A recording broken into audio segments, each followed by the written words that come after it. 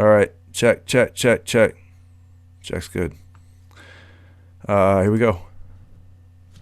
It's 40 Ounce Hemlock Podcast. Episode 40. And, yeah.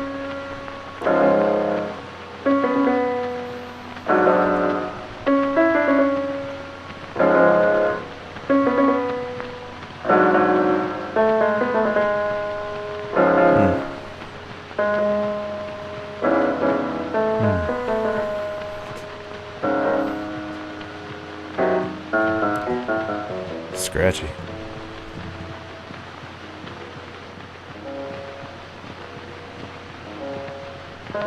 It's hard not to just let it play, isn't it?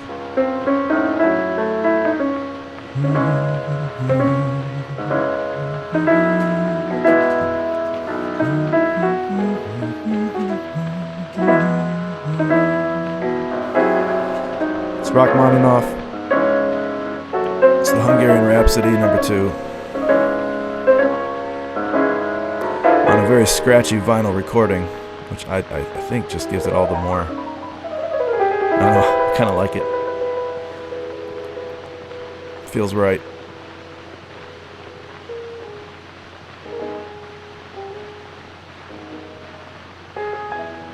By Liszt, not by Rachmaninoff. It's Rachmaninoff playing it. All right. Oh, I could just let it play.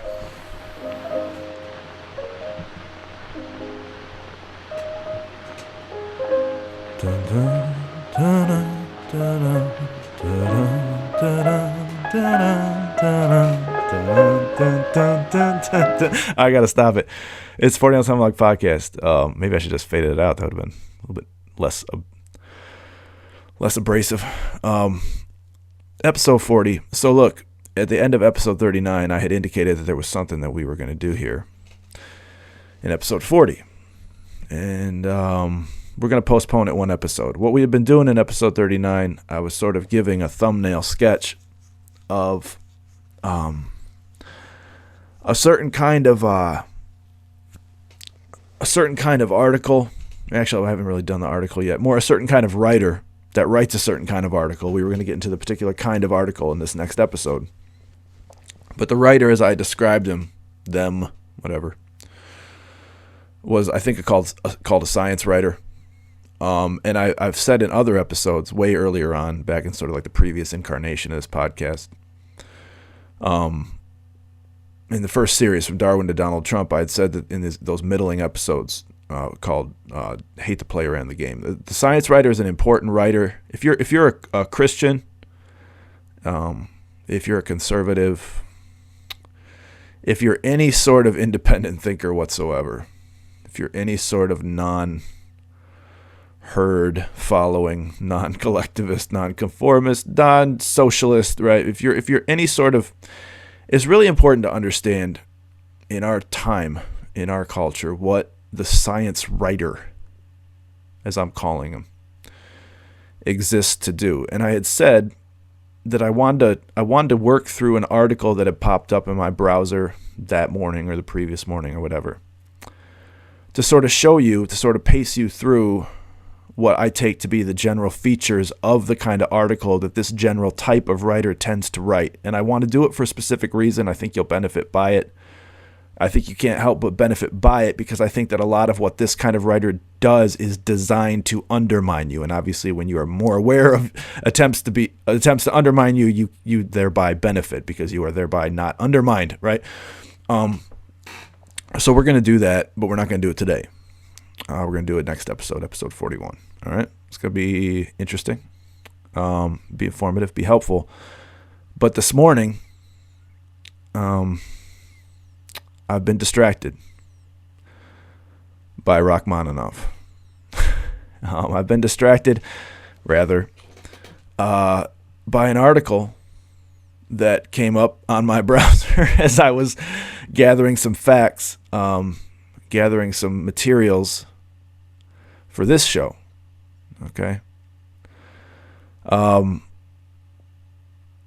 And it made me think of the other day when I was distracted purposefully by Rachmaninoff for a little bit of respite from the sort of the chaos of the household and just the sort of fatigue of the day. I'd retreated to the basement in this room where I am now, sort of a little makeshift den within some two walls of drywall in a corner in the basement. I had sort of retreated downstairs and was just all of a sudden, sitting on the couch and taking a breather. I get up at 3 a.m, 3:30, and I work for a few hours, and then I go run 5 miles, and I come back and I work some more, and then I do dishes, and then everybody wakes up. It's kind of my shtick lately. And so by like 10, 11 in the morning, I'm having a moment, or I need a moment. You know what I mean? Because I've been up for a bit, and so the other day I came down the basement.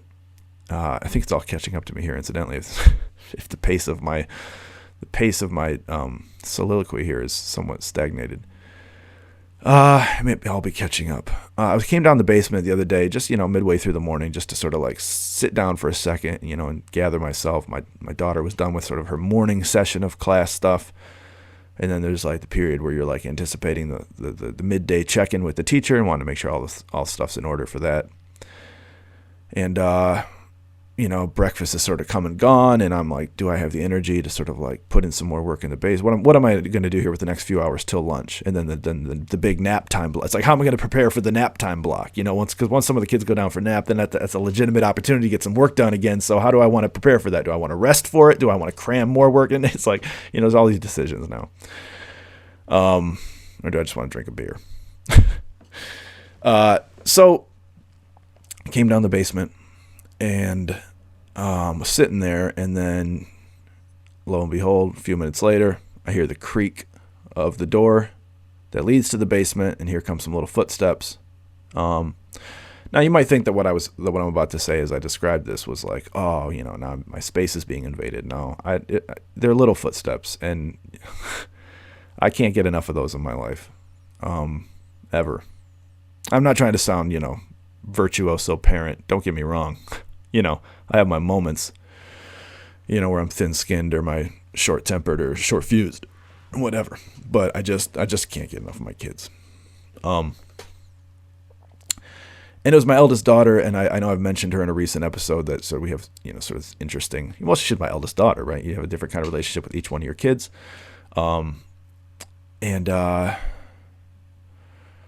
She just sort of knows. I don't know, man. She just knows what.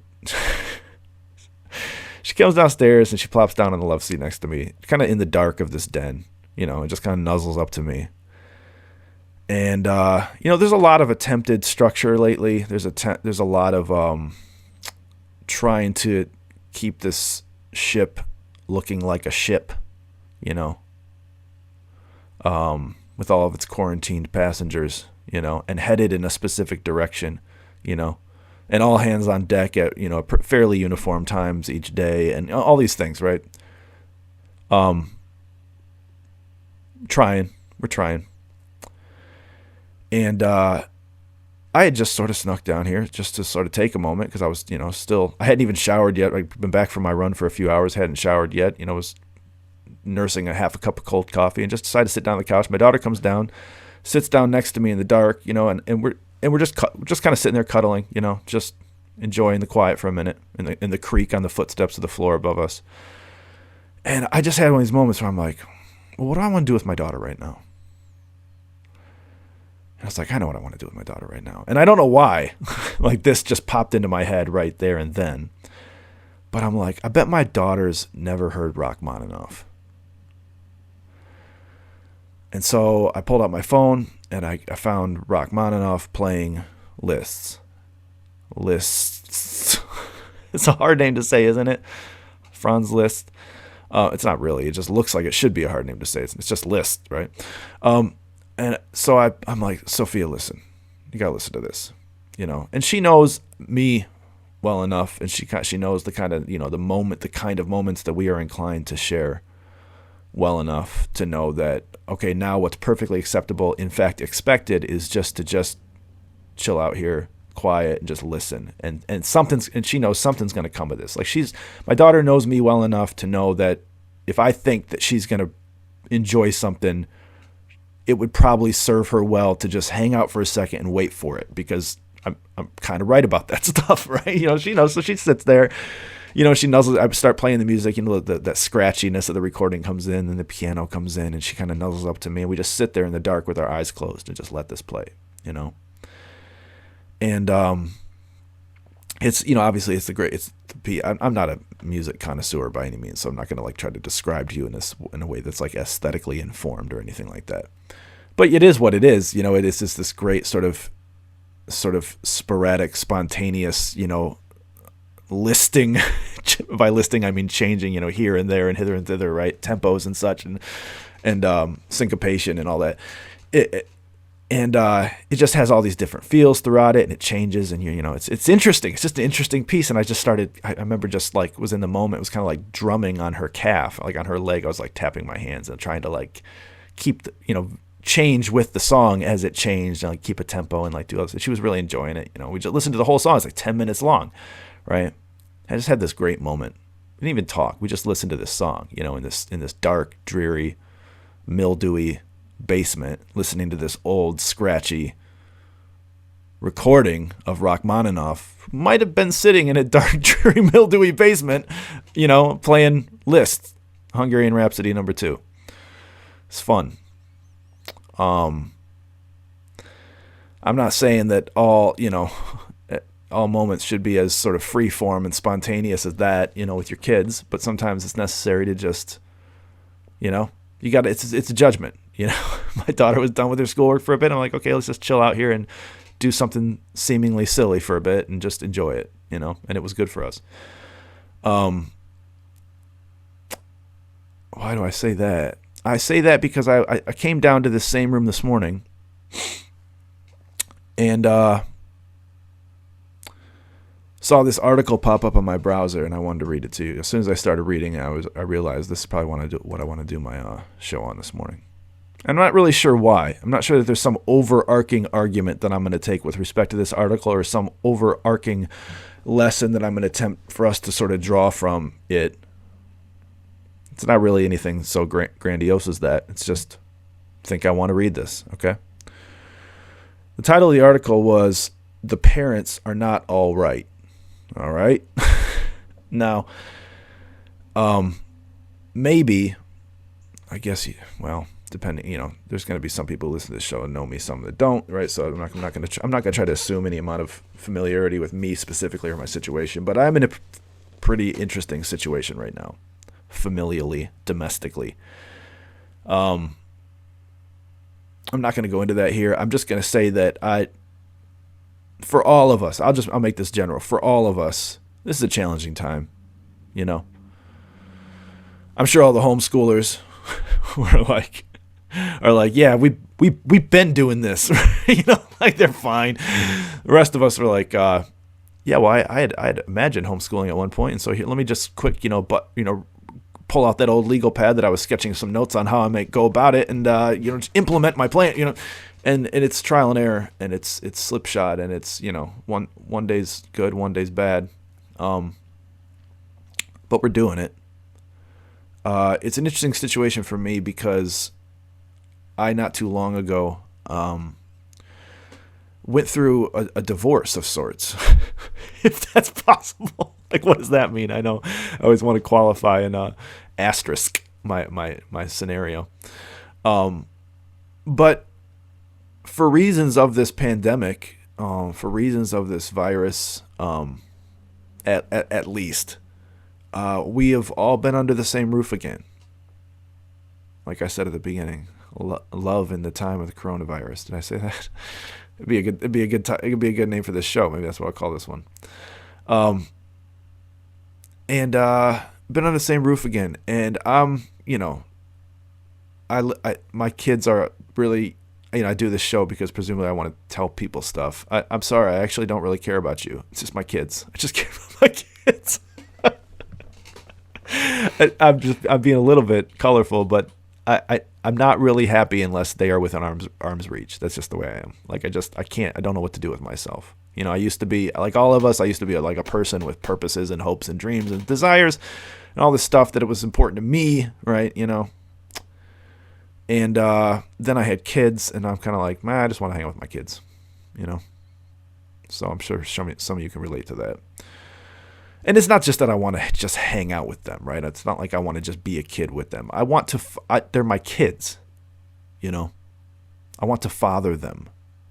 I want to teach them. I want to interact with them. I want to direct them. I want to temper them. I want to prepare them. I want to challenge them.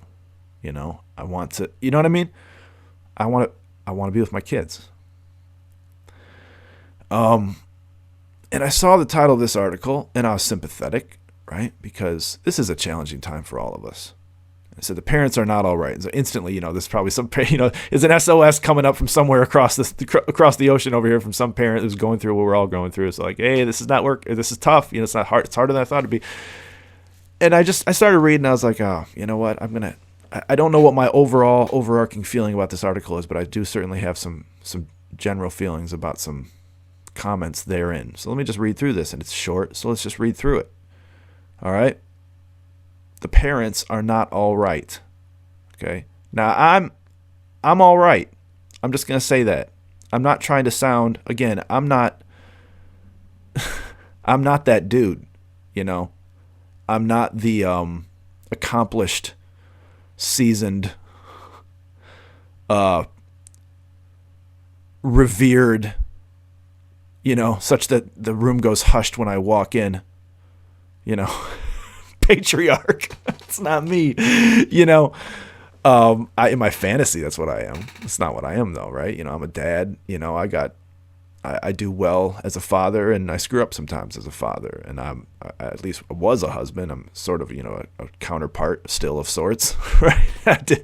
I screw up at that, did well at that from time to time, whatever. I'm not saying this as like the sort of person who's like, oh, these people who don't know how to be with their children, if only they would have listened to us,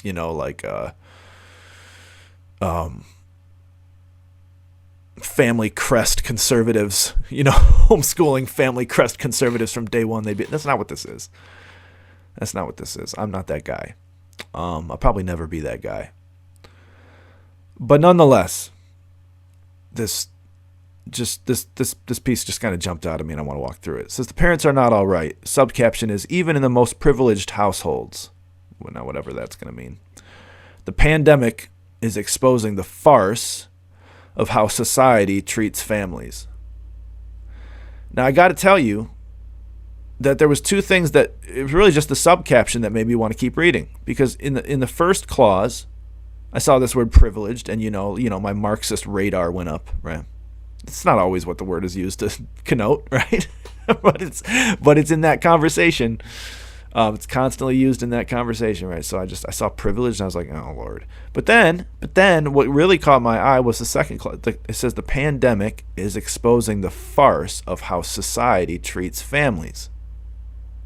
Now maybe, depending on how that's cashed out, what it means, I don't know. But you know what it looks like initially to me? It's like interesting. It's sort of like a blame laying. It's not like the parents are not all right, how me and my wife or me and my husband are struggling through this. It's not that. It's not like, it's very like blame dispersing. The pandemic is exposing the farce of how society treats families. It's the society's fault. And I'm maybe I certainly think some things are society's fault. I'm not above that, but it just was interesting to me that here's at least the semblance of a sort of SOS, coming from somebody who's probably in a situation that's not unlike what a lot of us are in right now. And so we're all sort of, we see somebody else speaking up, and we're like, oh yeah, somebody, some sympathy here. Let me read this. And there's some blame, it's what seems like some blame laying right from the top, but we'll see. So I'm going to go through this and read this short article to you, okay? Starts out. I just want to cry, I told my wife on Friday morning. Now, immediately, of course, as a dude, I was like, come on, man. man up, right? It says, because, and I don't mean that just flippantly. I mean, I do mean it flippantly. I don't mean entirely flippantly. All right, I'm a person who really believes that there are definite and defined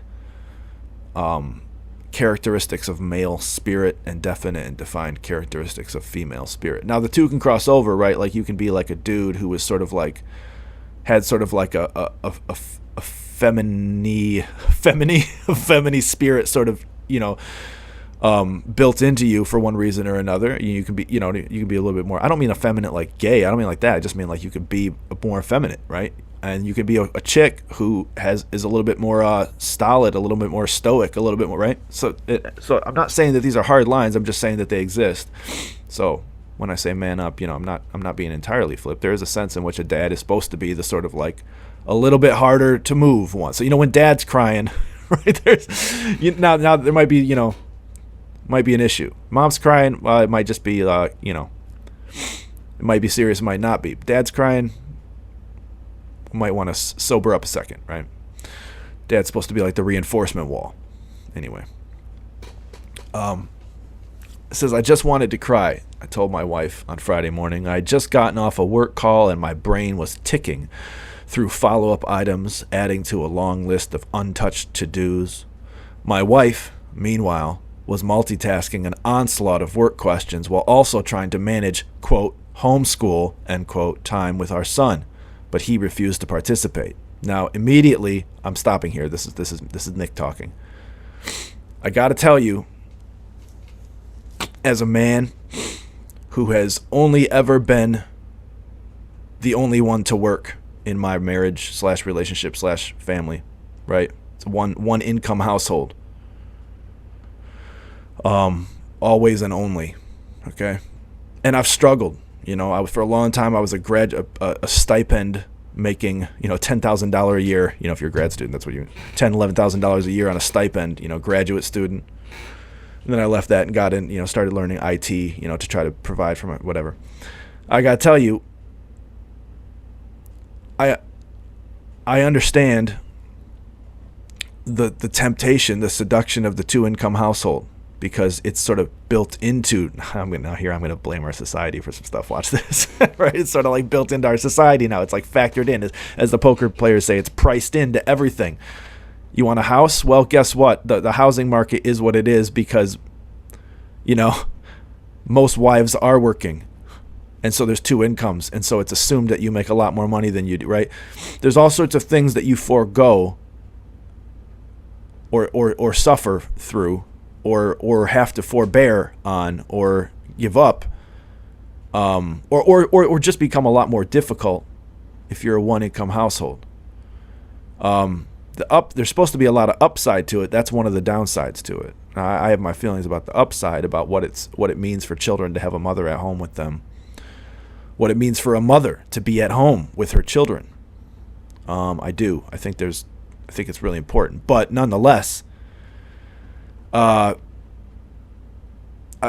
This is my wife. He says my wife, meanwhile, was multitasking an onslaught of work questions while also trying to manage homeschool time with our son. Well, that's a problem because you both got jobs and no one's got time to teach the kid, and now it's incumbent upon you to teach the kid because society's crumbling, if only momentarily, and you can't do it because you don't know what to do, right? So you're stressed out. We get it.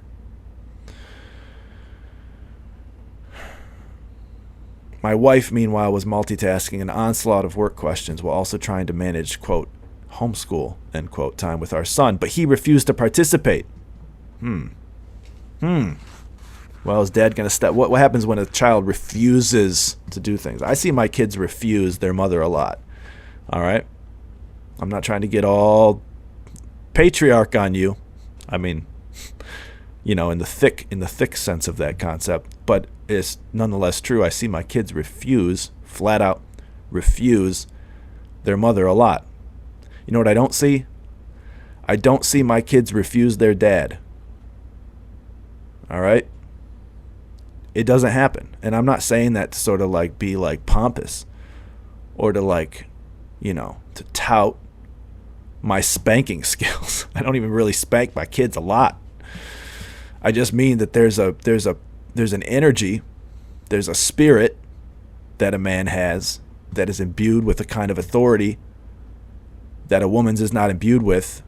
She sort of gains hers derivatively from her husband and can exercise it over the kids to some control when she has it, when she has derived it thereby. But if she hasn't, or if she refuses to, or if there's some other dynamic in place which disallows her from doing that, she's going to struggle. And this is why you see single mothers struggling so hard with discipline of their children, and why you see children coming from single parent households, which are by and large in our country, the system being what it is, households led by mothers. Why you see this, the behavioral issues that you see coming out of those situations, because a man has a spirit of authority that a woman doesn't have. And I'm not saying look, like I said a moment ago, look at me, the room goes hushed as I walk in. It doesn't. Nobody even really notices me when I come in the room. But nonetheless, I'm a man, and God has given me an ability to relate to my children in a way that their mother can't, and that by which they benefit and need and require. All right. It says, I'm going to read this. Sorry, I'll move on and read the sentence one more time. My wife, meanwhile, was multitasking an onslaught of work questions while trying to manage homeschool time with our son, but he refused to participate. He just flat out refused, right? Again, if you're a dad, let me just tell you, if you're a dad and your kids are flat out refusing you, you might need to go, and I say this humbly because, man, you probably got me in every other area of life, but listen, you need to go look in the mirror, and you need to go assess the spirit with which you're operating as a man, right? Your kids should not be flat out refusing you. You are their paradigm example of authority. If they can flat out refuse you, they can flat out refuse any sort of authority. And that means they're fucked. Okay? All right? Dad's the hard line. Dad's the reinforcement wall. Dad's where the buck stops. Okay? So our son was refusing. Instead, it says, he huddled, in an increasingly secure couch fort, refusing to do anything. Color, read, go outside, talk to his teacher, anything besides sit in silence in the dark or watch his iPad. But today he had opted for sitting in silence in the dark. All right, so again, I don't want to get too hoity-toity on you. I don't want to make too many assumptions about the dynamic in this household, and maybe be too hard on the kid. Sounds like a brat. Sounds like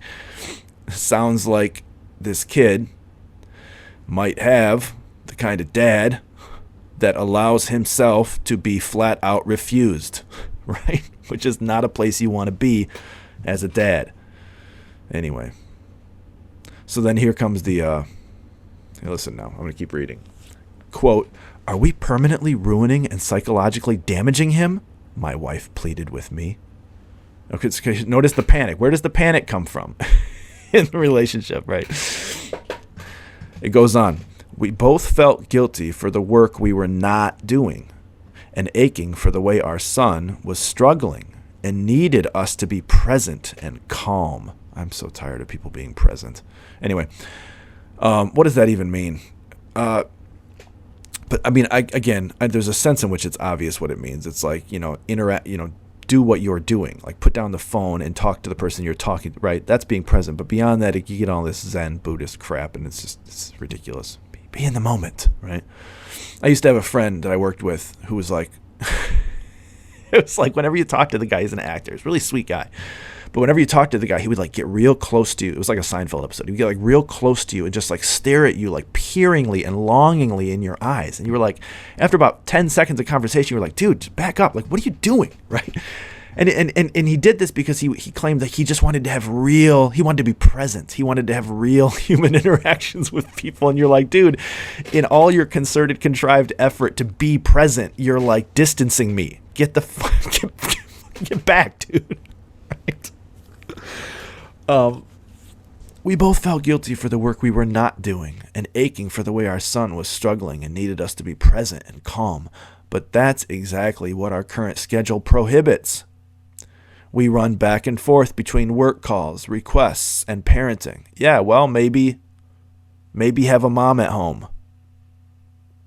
Anyways, it says parenthetically, later, as I took over the homeschool shift and he stormed upstairs to cry. Sounds like a solid kid. He told me it was because I had stopped smiling at him. Knife, meet heart. All right, well, again, I'm just going to say, like, your kid can issue some, like, caustic referendum, on your emotional treatment of him, but you got to be man enough to know whether there's anything to it or not, and to sort of like weather that, and not crumble because your kid, shot an arrow your way. And then it says, in its own lone one-sentence paragraph, this is really hard. Okay, for emphasis, this is just a sole sentence paragraph. It goes on. What's amazing to me is how consistent, it says, this struggle is among every parent I talk to.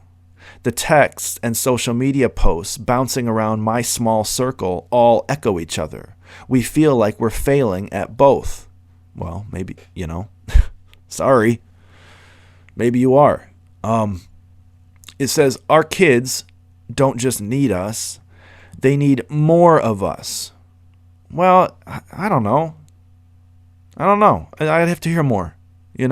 Depends on what you are. Your kids might need less of you, depending on what you are. They might need you to be more of something else, a little less of this, a little more of that, right? It just depends.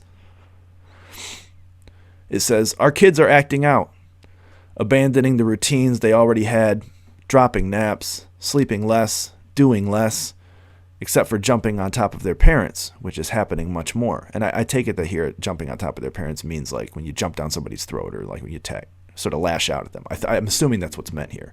Okay. It says, we're letting them watch far greater amounts of screen time than we ever thought we'd tolerate. Oh yeah, right. No, I sympathize. I sympathize with that. Rubber meets the road now, right? Now there's all talk before about how, right? And now they're at home with you nonstop, and what are you going to do? It's amazing how great a parent everybody is when they're not with their kids for 75% of the day. And now you're with your kids 100% of the day. Now it's rubber meets the road, right? We're letting them watch far greater amounts of screen time than we ever thought we'd tolerate, it says. Forget homeschooling success. Most of us are struggling to get our kids to do the basics that would have accounted for a Saturday morning routine before this pandemic. Yes, indeed. Yes, indeed. Yes, indeed. The particular struggle, it says, reflects the most privileged perspective, that of two fully employed adults sharing the burden without fear of losing our jobs. I don't know. I guess I get it, what's meant by privileged here. The kids certainly aren't privileged by this dynamic, by this setup. You got one parent writing here that sounds like they view themselves as a mere partner and almost utterly interchangeable with the other parent, which is not what a household is, right? And you got a putative father who sounds a little bit too touchy emotionally to be, and again, these are broad strokes. I apologize. I'm not trying to cast too strong a judgment here because, I am what I am, but I'm just saying little rigidity helps as a dude. You got to take some things in stride. You got to not be so emotion driven. It's hard if you're in the habit of being emotion driven, but everybody benefits when you work at that. So in a way I understand what's meant by privileged perspective here. And in a way, I don't think that this situation is a privileged situation for anybody involved, specifically the kids. But I understand privilege. It means sort of like culturally privileged. We talk about people, it's like you're at the top of the chain, right? You have all the means. The sentence, as the sentence culminates, is clearly about means. Like we don't have fear of losing our job, so we're privileged in that sense. But it says it's meant to contrast that dynamic with the fact that he's like, hey, we're struggling. It says in the next sentence, it says, put another way, I'm not worried about how I'm going to feed my family. I'm just worried about getting my son to eat something besides a donut for 2 days straight. Yeah, well, all right. So how's that two-income thing working? I mean, look, this is not supposed to be like Schadenfreude, like Schadenfreude, that, it's not supposed to be like I told you so time. And like I said, from the family crest conservative, I'm not the family crest conservative, right? I'm not the patriarch. I'm a dude. I believe in being a dude. I'm a dad. I believe in being a dad. I don't have all the answers, but some features of this situation sort of scream out to me as I read it. All right. Put another way, I'm not worried about how I'm going to feed my family. I'm just worried about getting my son to eat something besides a donut for 2 days straight. Well, I got an idea. Tell him to eat something besides a donut. Say it as his father, right?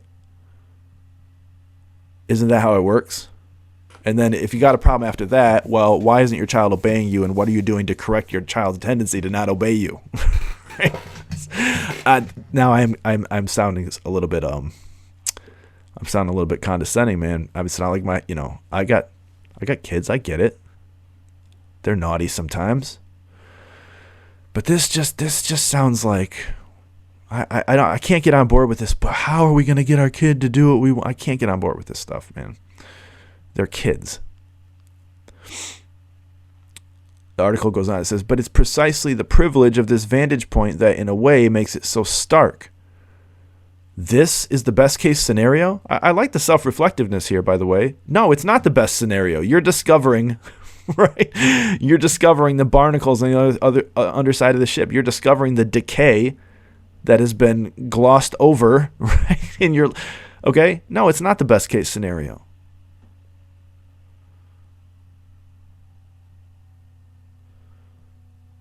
Sounds like in a way the kid needs a mom and a dad.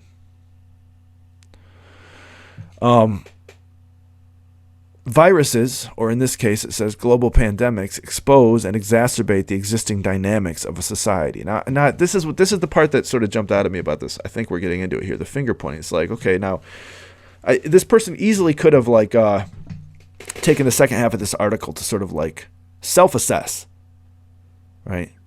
It's very valuable. Self-assessment, honest, examine yourselves. Okay, whether you know what I mean. It's very valuable, and I haven't worked all the way through this article. I haven't read the whole thing, to be honest with you. I read like a bit of it. And I was like, let's talk about this. But it sure seemed like from that subcaption, and now that the the turn it's taking in the middle, it sure seemed like it was like, hey, we have this problem, and this is why it's society's fault. All right. So let's see if that's what happens here. Viruses, or in this case, global pandemics, expose and exacerbate the existing dynamics of a society, good and bad. They are like a funhouse mirror, grossly reflecting ourselves back to us. Okay, fine. One of those dynamics is the burden we put on individual parents and families. We ask individuals to solve problems that are systematically created. Oh, okay. All right. So the fact that you can't get your son to eat anything other than a donut, and he won't do any work, and he's hiding in the corner under a blanket, that's a systematic societal problem. Got it. It goes on. There's a subtle expectation that parents must find creative ways to handle this on their own. No, I didn't say creative. I just said be a dad. Just lay down the law, right? The author goes on, my inbox, social media feeds, and countertops are filled with creative ideas for educating and caring for your kids. I think he means to say my kids, right? Well, you know what? Sorry. This is where I get off the train also. Mine aren't. What are you doing have you not thought through as a father your own take on life and what you think of the world and how you want to raise your kids within it and what you want to teach them and what you want them to be like, the kinds of things you want them to dwell on and the kind you don't, et cetera, et cetera. Have you given that so little thought that you need your mail inbox and your social media feeds and your countertops all full of ideas from other people about what to do with your kids? I don't. That's weird to me. That sounds like that, and I don't mean this. Look, that sounds womanly to me. Like I gotta have all this fodder. I gotta have all these ideas. No, it's just relax. If you know what you think, if you have a solid outlook on life, you're gonna inadvertently imbue your kids with that. They're gonna, right? Like what's with all the activities? And I get it. You got to fill the time we're all at home together. I get it. But this problem with your son sure doesn't sound like an activity problem. Doesn't sound like he needs more activities. Right? I don't know. All this co-parenting stuff, man. I don't buy the co-parenting stuff. It says, my inbox, social media feeds, and countertops are filled with creative ideas for educating and caring for our kids. Workbooks, games, creative projects and experiments, virtual yoga. All right, dude, come on. Where are the men? Virtual yoga. What is virtual doodling, virtual zoo visits, virtual everything? Hey, how about just virtually being a dad, or at least being a virtual dad? Or how about I don't know, man. Like I said, I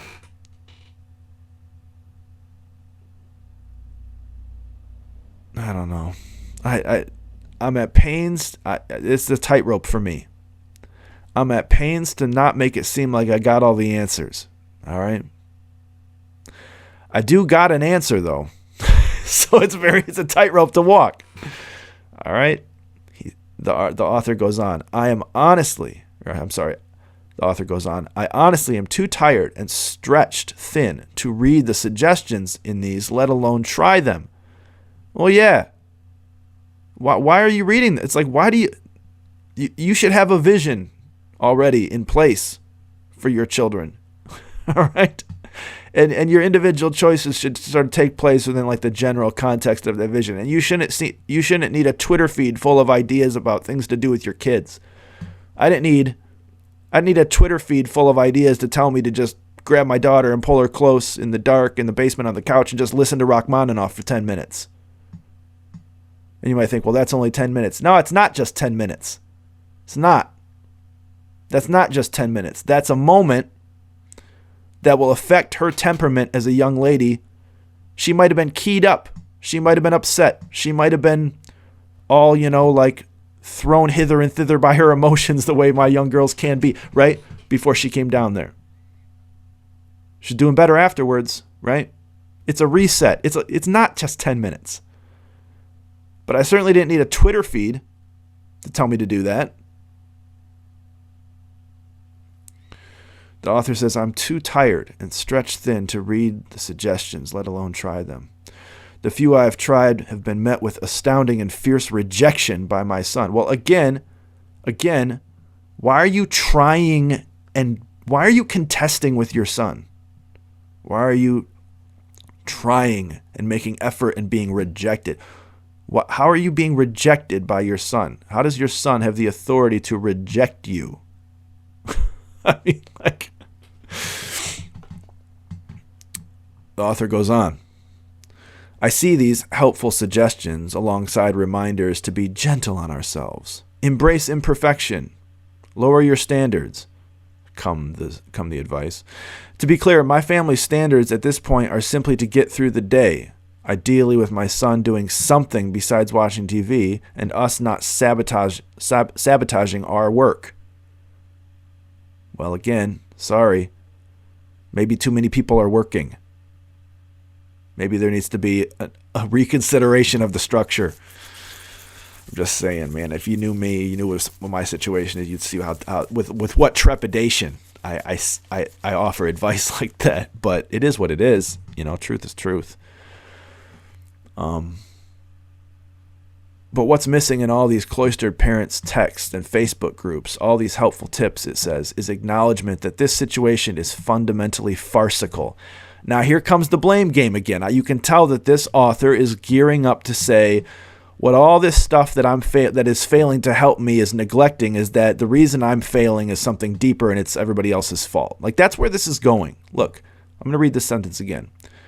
The author says, but what's missing in all these cloistered parent texts and Facebook groups, all these helpful tips, is acknowledgement that this situation is fundamentally farcical and individual solutions don't and won't work. Now, the next question is why? And I bet what the author is going to tell you is because there's a systematic problem in society that we're all the victims of. Ready? Here it comes. It's just a prediction. The author goes on. I thought by the 4th week of social distancing, we would have all settled into the new norm a bit. But for my family and others I've spoken to, that is not the case. Things are harder than they were at the beginning. Harder because we've all accrued anxiety, stress, and sadness over this period. My to-do list is longer and further untouched. My guilt and anxiety for the ways my son is not being engaged enough is greater. His apparent sadness for his whole world shifting is intensified as he regularly acts out, and our collective exhaustion grows deeper. Well, pull them together around the dinner table and ask God for help. And let them see you ask God for help. All right? Dad? This cannot be solved by tweaks to the schedule, it goes on. Helpful routines and virtual activities. Sorry, let me read that sentence again. This cannot be solved by tweaks to the schedule, helpful routines, and virtual activities. You're right about that. That's true. I wholly endorse that sentence. The author goes on. We have to collectively recognize. Oh, here we go. Hey, look at this. In keeping with the previous show, here we are. See, collectively, it takes a village. Collectivism. See, these folks always. This is their instinct. It's in their DNA now. Collectivism. We have to collectively recognize that parents and any caregivers right now have less to give at work. A lot less. The assumptions seems to be that parents have settled into a routine and are doing okay now. I don't know. Really? Who's assuming that? Whatever. The author says, to be clear, parents are not doing okay. Well, maybe, but maybe for different reasons. Maybe the sense in which they're not doing okay varies from household to household, depending on the beliefs of that household and the structure that that household has been imbued with based on those beliefs. I'm just saying. Sounds like not a lot of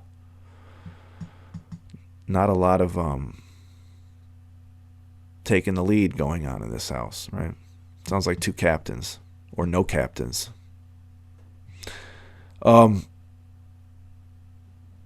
Everyone is grieving and struggling right now. Yeah, that's true. It is everyone. That's true. It's hard. The author says, when I'm not pulling my hair out, I'm trying to be grateful that I'm with my family.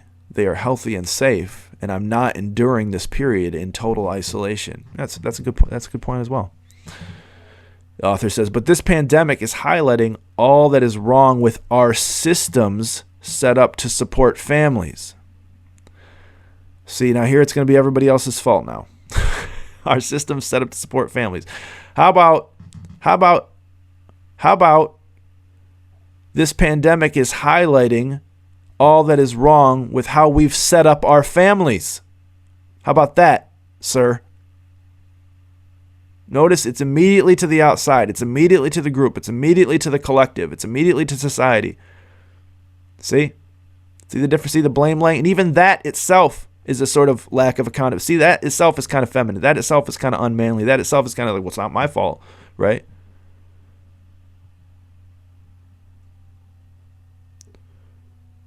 But this pandemic is highlighting all that is wrong with our systems set up to support our families, or set up to support families. I think it just might be wrong with highlighting something that's wrong with the family setup, my opinion. It says, the author goes on, it exposes, now here's going to be the specific diagnosis. Okay, we're going to get to it. So we'll see what this author has to say. It exposes everything from the lack of paid sick leave and, hey, you know what? It's not as big of an issue when you have a parent at home. But when both parents are gone 50 plus hours a week, It's no wonder you're fighting for more paid sick leave. It exposes everything from lack of paid sick leave and paternal leave to the fact that the school day ends at 3 p.m. when the typical workday goes several hours longer. Again, not a huge ordeal if there's a mother in the house, right?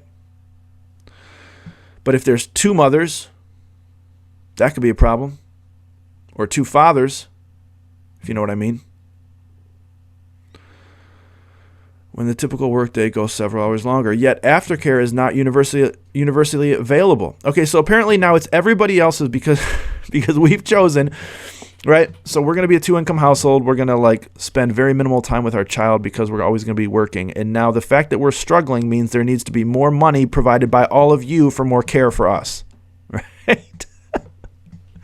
When the typical workday goes several hours longer, yet aftercare is not universally available. And it should be. So everyone else pay for us to not be around our kids. That's basically what needs to happen, I guess.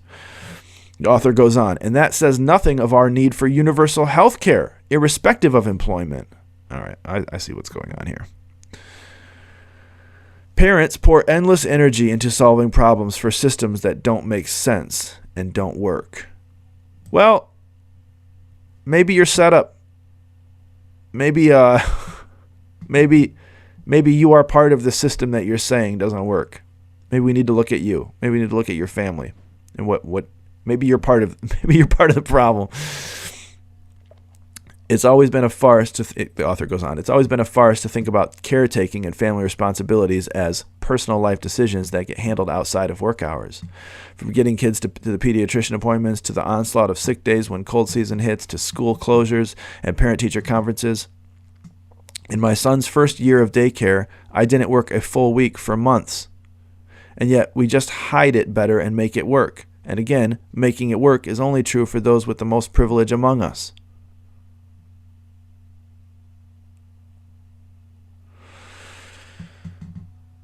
Yeah, I don't know. Yeah.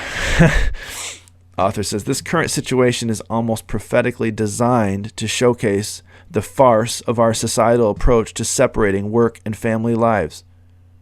Hold on a second. Or it's prophetically designed to show the farce of familial life as you have designed it. There's that possibility too. It says, we're expected to work from home full-time and care for our children full-time, and we cannot have anyone outside our immediate household help. Yeah, that's what were people, sorry.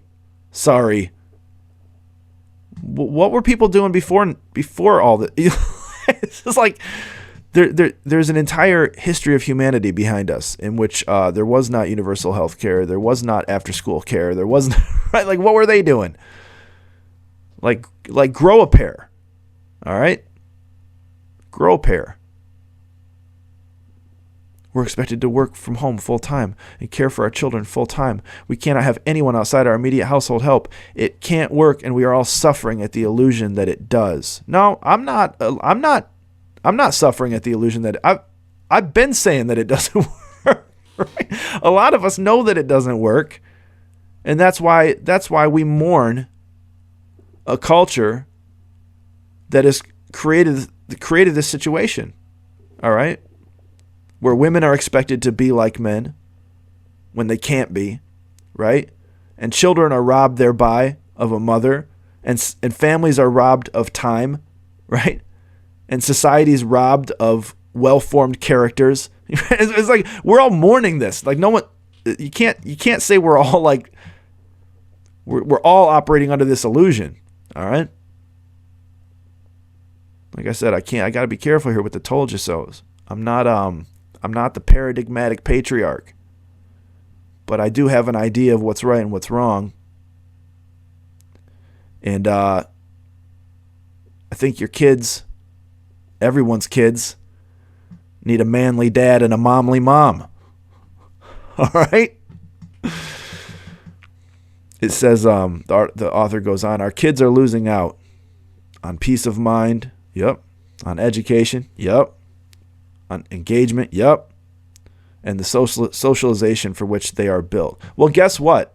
God made the family to be the educator of the child, the socializer of the child, the engager of the. That's what a family's for. A family is your child's first introduction to socialization. So if you all aren't getting along at home and they're not seeing how to get along with other people at home, they're not going to learn it in after school care.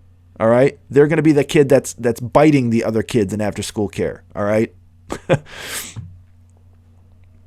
The author goes on, our employers are losing out too.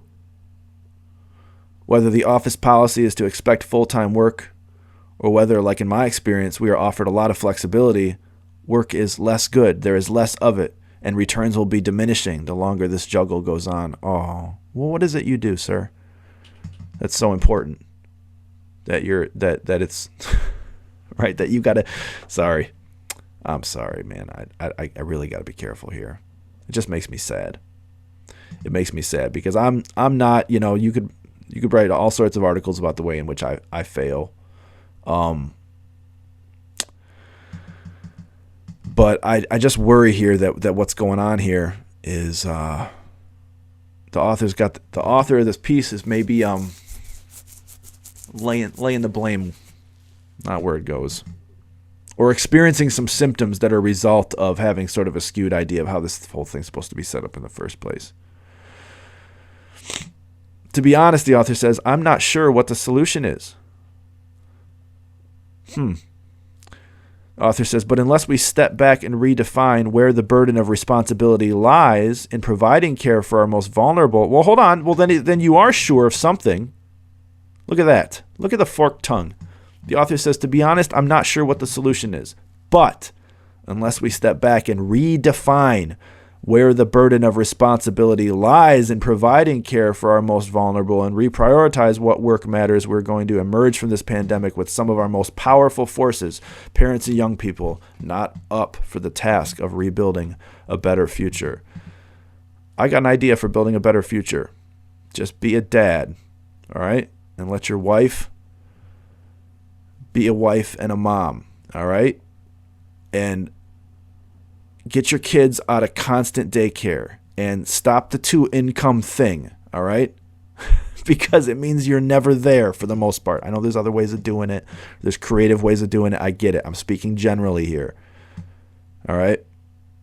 You sound a little panicky. Sounds like your son could use a little bit more rigidity coming from your direction, all right?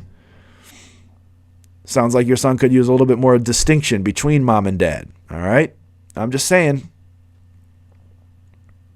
stop expecting everyone else. I don't know. I know this sounds caustic. I got a problem. It's like how the article ends is just how it begins with that subtitle. It's like it's society's fault. All right. Well, I got news for you. There were families doing it long before this society. All right.